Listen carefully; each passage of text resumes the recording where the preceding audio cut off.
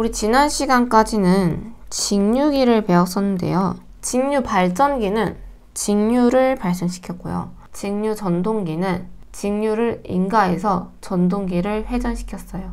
동기기는 교류기라고 생각하시면 됩니다. 동기 발전기는 교류를 발생시키고요. 동기 전동기는 교류를 인가해서 전동기를 회전시킵니다. 동기기의 구조를 보기 전에 직류기의 구조를 볼게요.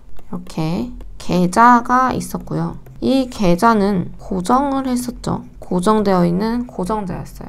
그리고 이 계자에서 나오는 자속을 끊어내는 전기자가 있었습니다. 이 전기자를 회전을 했었어요. 그래서 회전자였죠. 이 전기자가 회전하는 건 자속을 끊어내기 위해서 회전을 했었는데요. 그렇다면 전기자가 가만히 있고 이 계자를 회전시킨다고 해도 전기자가 자속을 끊어낼 수 있겠죠. 그래서 동기기는 이렇게 계자를 회전시키는 회전 계자형입니다. 이 계자는 먼저 전자석을 사용하기 때문에 철심에 이렇게 코일을 감아서 직류 전압을 인가합니다. 전류가 흐르면 이 철심은 자석, 전자석이 되겠죠. 직류 전압을 인가한다는 건 계자 전류가 일정하다는 거고요. 계자 전류가 일정하다는 건 자속이 일정한 거고, 자속이 일정하다는 건 기전력이 일정하다는 거예요. 전기자가 발생시킨 기전력은 이런 교류 모양이고요. 그렇다면 동기기는 왜 회전 계자를 썼을까요? 회전 계자형을 사용하는 이유를 한번 살펴볼게요. 계자를 회전시키는 것이 기계적으로 튼튼합니다. 왜냐면 계자는 굉장히 구조가 단순하기 때문에, 그리고 전기자는 고전압이에요. 굳이 얘기를 하자면 계자에 인가되는 이 직류 전압은요 100에서 250V 정도 되고요. 전기자는 15,000V에서 33,000V 정도 됩니다. 전기자가 고전압이에요. 그렇다면 이 계자는 저전압이니까 계자를 절연하는 것이 더 용이하겠죠. 그리고 하나 더, 계자 저전압. 동기 발전기는요 교류를 생성한다고 했잖아요. 근데 이 교류도 단상이 아니고 삼상 교류를 만듭니다. 그래서 아까 전에 그림에는 계자가 이렇게 있고 전기자 건선을 하나 이렇게 하나 만들어서 단상이 만들어지는 걸 보여드렸는데요. 삼상이 만들어지려면 우리 삼상은 위상차가 어떻게 됐었죠? 120도였죠. 기억 안 나시는 분들은 앞에 전기 이론의 교류 부분 다시 한번 봐주세요. 삼상은 120도의 위성차를 갖고 있었어요. 여기서도 지금 360도니까 120도마다 건선을 감아줍니다. 여기가 A면 A-, 여기가 B면 B-, 그리고 여기 또 120도 위상차에 C, C-, 이렇게 건선을 감아줍니다. 그리고 이 상 하나를 묶어서 중성선에 연결해요. 이 결선을 조금 풀어서 보면은 A에서 A-, B에서 B-, C에서 C- 이렇게 볼 수 있겠죠. 그리고 지금 A 얘네끼리 묶었어요. 이렇게 묶어서 이 A를 조금 피고 C를 조금 피면은 Y결선의 모양이 되겠죠.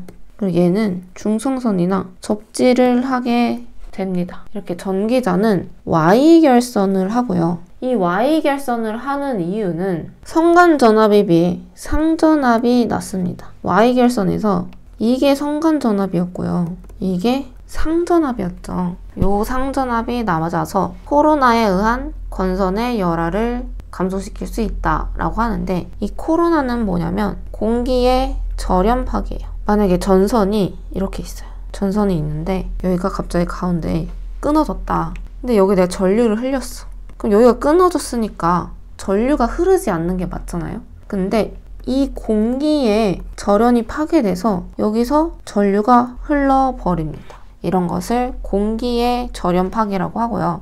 그렇다면 여기서 막 불꽃이 나오고 그러겠죠. 그래서 건선의 열화라는 건요, 상태가 나빠지는 것 자체를 열화라고 해요. 뭐 기능이 저하되거나 특성이 변화되거나 절연이 저하되거나 이런 것을 열화라고 해서, 상전압이 낮으면 일단 안정적이기 때문에 장점이 굉장히 큽니다. 그리고 델타 결선에 비해서 절연이 용이해요. 델타 결선 같은 경우에는 상전압이나 성간전압이나 전압이 같았었죠.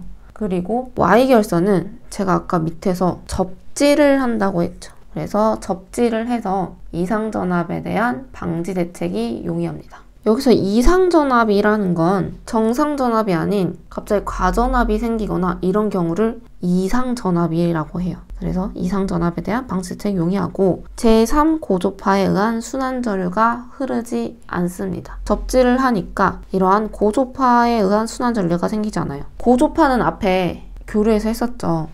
제2고조파면 주파수가 2배고 제3고조파면 주파수가 3배고 이렇게 했었어요. 그래서 제3고조파에 의한 순환전류가 흐르지 않습니다. 회전자, 계자를 볼게요. 계자, 자속을 발생시키는 부분이죠. 그리고 돌극형과 비돌극형으로 만드는데요. 돌극형은 이렇게 튀어나와서 만들어진 형태를 돌극형이라고 합니다. 철심을 이렇게 만들고 여기 건선을 이렇게 감아요. 비돌극형 같은 경우에는 여기가 지금 나오는 방향의 전류죠. 그러면 전류가 나오는 방향이면 계자는 어떻게 형성돼요? 계자는 이러한 방향으로 자속이 생기게 되고 또 얘는 들어가는 방향이니까 이렇게 생기게 되죠. 또 얘는 이렇게, 이쪽은 이렇게. 그럼 자속의 방향이 이렇게 되면 자속이 나가는 방향이면 N극, 여기 지금 다 들어오는 방향이죠. 그럼 들어오는 자속은 S극, 얘 나가는 방향이니까 N극, 들어오는 방향이니까 S극 이렇게 됩니다. 그래서 돌극형과 비돌극형으로 나뉩니다. 이때 돌극형은요, 이 계자랑 전기자 사이에 이 공간을 공극이라고 하거든요.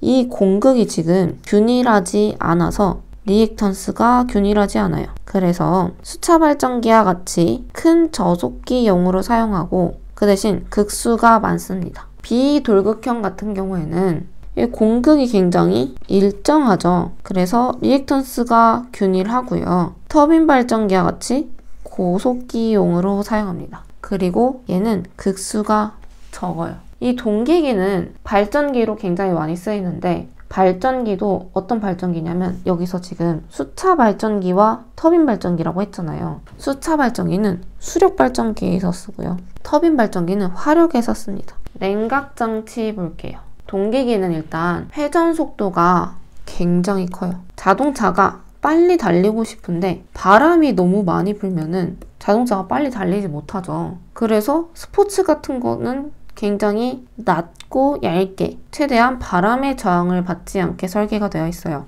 회전 속도가 빠르면요, 우리 전에 직류기에서 손실을 했었는데 풍손이라는 거를 했었죠. 공기에 의한 저항, 바람에 의한 저항. 회전 속도가 크면 풍손이 굉장히 큽니다. 그래서 폐쇄를 해서 풍손에 영향을 받지 않게, 그리고 이 폐쇄를 하는데 여기다가 똑같이 공기를 넣으면 의미가 없겠죠. 여기에 수소를 채워요. 그래서 수소 냉각 방식을 합니다. 수소 냉각 방식의 특징은 풍손이 감소해요. 그리고 공기보다 비열이 높아서 냉각 효과가 증가하고요. 냉각 효과 증대해서 발전기 출력이 증가하겠죠. 그리고 폐쇄형이어서 수명이 길고 소음이 작고, 근데 수소를 가장 사용하기 힘든 건 수소는 폭발의 우려가 있어요. 그래서 이 폭발 방지 설비가 굉장히 어렵고 이 폭발 방지 설비를 위한 설비비가 굉장히 고가입니다. 이러한 장점과 단점이 있어요. 동기 속도입니다. 먼저 동기기가 영어로 synchronous machine인데요. 여기서 싱크가 안 맞는다 이런 말 많이 들어본 적 있으세요? 동영상에서 영상하고 소리하고 안 맞으면 싱크가 안 맞아 라고 얘기하기도 하고, 아니면 립싱크 아니야? 라고 얘기하죠. 싱크라는 거는 동시에 발생하는 걸 싱크라고 해요. 그럼 여기서는 뭐가 동시에 발생을 하냐면 이 동기기는 전압의 주파수와 일치합니다. 그래서 주파수와 일치하는 속도라고 해서 동기 속도예요. 먼저 여기에 전기자 건선을 감고 이러한 계자를 회전시킵니다. 그럼 여기서 계자를 회전시키면 얘가 0도라고 하면은 0도, 90도, 180도, 270도겠죠? 이렇게 회전을 시키면 이러한 단상 교류가 나와요. 이극의 회전자가 1초 동안에 1회전했대요. 그러면 1Hz죠. 근데 여기서 P극이래. 나는 그러면 4극짜리를 만들어 볼게요. 이렇게 4극이면요. 1초 동안 2사이클이 나올 거예요. 그러면 이거는 하나, 둘이니까 2Hz겠죠. 그렇다면 여기가 하나 더 있어서 6극이면 3개가 나오니까 3Hz일 거고요.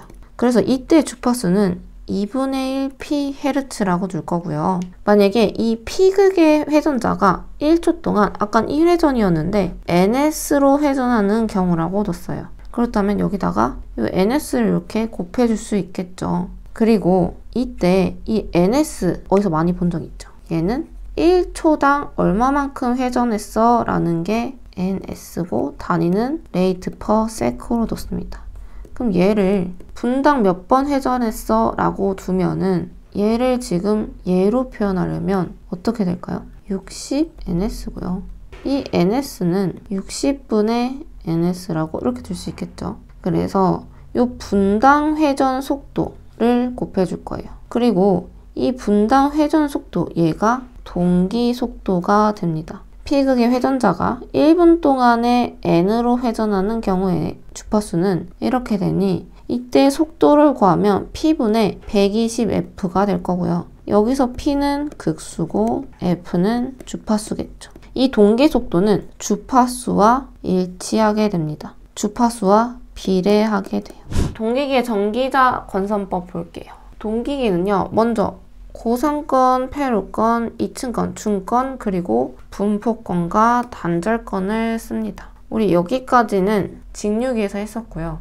집중권과 분포권을 볼게요. 집중권은 이 슬롯에 하나하나 넣는 게 아니고요. 한 슬롯에 이렇게 집중시켜서 넣어서 집중권이에요. 그럼 분포권은 이 슬롯에 분포를 시켜서 넣으니까 분포권이겠죠. 슬롯에 하나 이렇게 매극매상의 도체를 각각의 슬롯에 분포시켜서 감아주는 건설법을 분포권이라고 하고, 이 분포권은 고주파를 제거해서 기전력의 파형이 개설되고 누설 리액턴스가 작고 고르게 분포돼서 모여있지 않으니까 열 발생을 방지할 수 있고, 근데 단점은 집중권에 비해서 유기기전력이 감소합니다. 하지만 이러한 장점이 있으니까 이 유기기전력이 조금 감소해도 분포권을 사용하고요. 이때 이 분포권에서 매극 매상의 슬롯수는 슬롯 수를 극수로 나누고 상수로 나누면 됩니다.